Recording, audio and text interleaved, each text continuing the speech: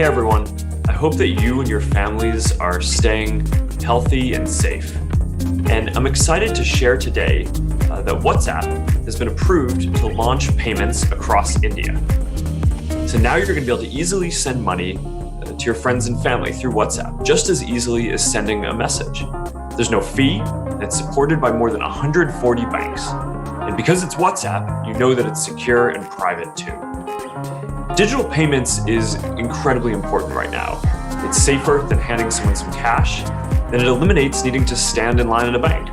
So you're going to be able to easily send money to families and friends, even if they're miles away across the country. We've been working on this with the National Payments Corporation of India, who oversee everything to make sure that it is secure and reliable. And we built it using India's unified payment interface, which makes it easy for anyone to instantly accept payments across a lot of different apps. And that means for companies to provide people with great services too.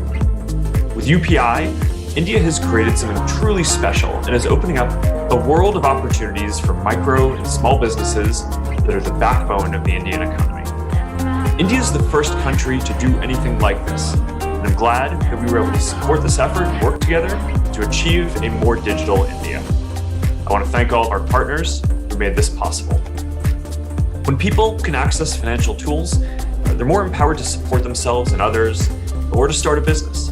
And long-term, we need more innovation that gives people control over their money. Making payments easier is a small step that I think can really help. Payments is available now in our 10 Indian regional language versions of WhatsApp. All you need is a debit card with a bank that supports UPI, and you're going to be able to set it up right away. You're going to be able to find it in the latest version of WhatsApp.